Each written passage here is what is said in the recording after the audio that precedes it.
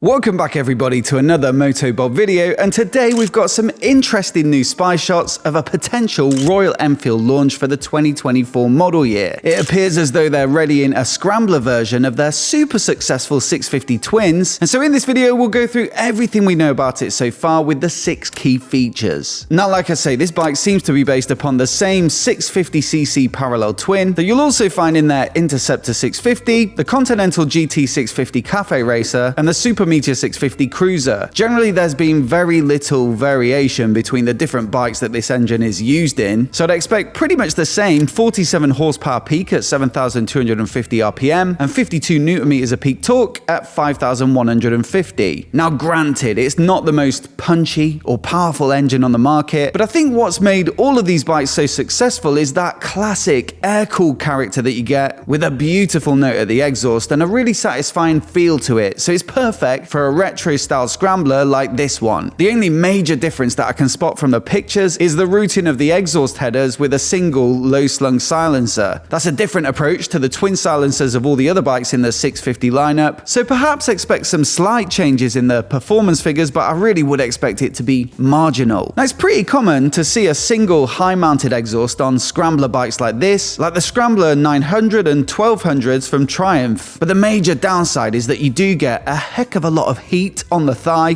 especially in slow-moving traffic or in summer. So perhaps that's why Royal Enfield have gone for a single low silencer here as a bit of a balance between the two, with a little more of the scrambler look, but none of the discomfort. Naturally, you get pretty much the same steel cradle frame as the Interceptor, which gives this bike a lot of its old-school aesthetic, but perhaps you could see some minor changes to the geometry and even some reinforcements to ensure that it's strong enough for some mild off-road riding. You can also see an improvement in the suspension, with this bike getting an upside down fork as opposed to the right way up fork on the Interceptor and Continental GT. Typically, with the wider part being at the top, you'll get better rigidity and therefore better handling, and also with the narrower part being at the bottom, that means less unsprung weight, which allows the suspension to more easily do its job. Now, on the Scrambler, I'd also expect a little bit more suspension travel, just to give it that option of going on gravel trails or easy off-road sections, and I believe the Interceptor gets 110mm on the fork, but just 88mm on the rear shocks, which really isn't much. Perhaps that's fine if you're solely riding on the road, but more like 130mm or 150 would be much more appropriate for the Scrambler style of riding, and also give it a bit more ground clearance, which again would help with getting over some moderate obstacles. Now, braking looks pretty similar to the other bikes in the lineup, so you've got a single 2-piston bi-brake caliper up front on a single disc, and personally I've found this stuff to do the job just fine, with it being a more affordable sub-brand of braking giants Brembo. You know, it's not sports bike levels of power and feel that you'll get from a braking setup like this, but it is appropriately spec'd for an air-cooled 650 with a retro style. Where there is a bit more variation is in the wheels, so the other bikes get an 18-incher front and rear to give them more of that authentic classic look, but with this bike it looks like a 19-incher at the front to give it a touch more off-road ability by rolling smoother over rough surfaces, and then I think it's a 17-incher at the rear. Now, they're both on spokes, which are typically stronger than cast wheels but also help with the looks, and this particular test bike is shod with Pirelli's excellent Scorpion Rally STR tyres. Now, these do have a bit of a knobbly look, but they're actually pretty good on the street while still being capable on gravel or dry trails. You just might want to look for something a little more lumpy and grippy if you're seriously going to take this bike through some proper mud, although I might recommend that you choose something a little more lightweight anyway. The Interceptor comes in at 217 kilograms curb, for example, and with this bike getting a little bit more hardware and it looks a bit more robust as well, I'd expect it to be a few kilograms more. Naturally, you'd expect a slightly taller seat height on a Scrambler version of a bike owing to that longer travel suspension, so whereas the Interceptor comes in at 805mm, I'd probably expect this bike to be up near 820 or 830. The other key ergonomic difference that you can see on the pictures is the big, wide, tall handlebars with a brace there, and that's going to give it some of the Scrambler look again, but also a little bit more leverage. Personally, I really like the riding position on Scrambler style bikes. With that higher and commanding bar position, I'll probably actually prefer this to the very neutral Interceptor, and it'll almost certainly be way more comfortable than the clip-on style bars on the Cafe Continental. It also looks like you get some more grippy off-road style foot pegs with removable rubbers so that you can leave them in for road riding and longer trips to minimize vibrations. But if you pull them out, you've got the jagged teeth that'll help your boots to grip even if the pegs are wet or muddy. Now, generally these bikes from Enfield are super simple from a technology perspective, and so I wouldn't expect any major advancements here. I think the Interceptor and Continental come with just ABS in terms of rider aids, and there's nothing like throttle maps or riding modes or even traction control. It would, however, be nice to see one extra feature, and that would be the ability to switch off the ABS, at least on the rear wheel. So if you do want to take it for a little bit of off-roading, then you can slide the back end around, which can help with turning the bike. Now on these spy pictures, you can see some sort of unusual dash configuration with a makeshift TFT alongside a more simplistic round Speedo. Now I think that TFT dash is simply there to view some of the testing data from the bike, and so the production model will probably look a lot more simple with that round Speedo possibly moved into the middle. There is, however, the option of Royal Enfield's Tripper Pod navigation system on a lot of their bikes, and that basically uses the Royal Enfield app on your phone to plot a route, and then the pod just displays simple turn-by-turn directions to guide you on your way. So I'd fully expect that to be an option for this bike too. Otherwise, it's just LED lighting all round, which I think is actually a welcome addition, especially with the indicators just helping give this bike a little bit more of a premium look than if they'd gone with more budget-friendly bulb indicators. In fact, on the styling front, it does look like they've redesigned the lighting a little bit and perhaps made them a touch smaller, and I think all round the styling job on this bike is really nicely done. I suppose it's just the natural proportions of a retro style bike fitted with some big knobbly tires that just looks fundamentally pleasing to me, and given how nice looking the rest of the 650s are, they really couldn't have gone that far wrong here. Now you do have a couple of little model specific touches here and there, like the number board on the side or the tuck and roll style seat, but otherwise it's more of the same from Enfield, and I mean that in a thoroughly good way. Effectively what you're looking at here, I think, is a very good option if you like the look of the Triumph Scrambler 900 or the 1200, but you're on a strict budget and it doesn't stretch quite that far. If you look at the current 650 lineup, for example, the most premium bike is the Super Meteor at just under $7,000, and the Interceptor 650 starts at just $6,399 in the most basic paint job. So with this bike, I'd expect somewhere in between, because it's not quite as bling as the Super Meteor, but there is a little bit more detail and hardware than the Interceptor and the better fork. So my guess would probably be around the $6,750 mark. Now compare that to the Triumph, with the Scrambler 900 starting at £9,795, and that'll be pretty much, if I'm right anyway, a £3,000 difference, which is really very substantial and pretty much almost a third of the cost. Now yes, there would be a significant performance disadvantage with the Enfield 650, and also you wouldn't expect it to be quite as well spec'd or quite as well finished, but ultimately you're getting about 99% of the looks here. You're also getting bags of character and perhaps even a little bit more old school authenticity with that genuine air-cooled engine. So I think it does look like a brilliant proposition from Enfield and an obvious market to move into, and the only question I've got is why it took so long to deliver what is effectively a pretty simple formula. But as always, I'd love to know what you think of it, so do let me know down in the comments below. Would you take this bike, or do you think it's worth paying extra for the Triumph and the extra power? Let me know what you think, because I always enjoy reading your comments. If you like the look of the other bikes in the 650 lineup as well, then I shot a comparison of the Interceptor and the Super Meteor a couple of months back, so I'll link to it on the screen here so you can give it a click, give it a watch, let me know what you think of it. If you want to see more of the latest motorcycle news right here on YouTube, then please do hit subscribe if you've not already. Many thanks for watching today, and we'll see you in the next one.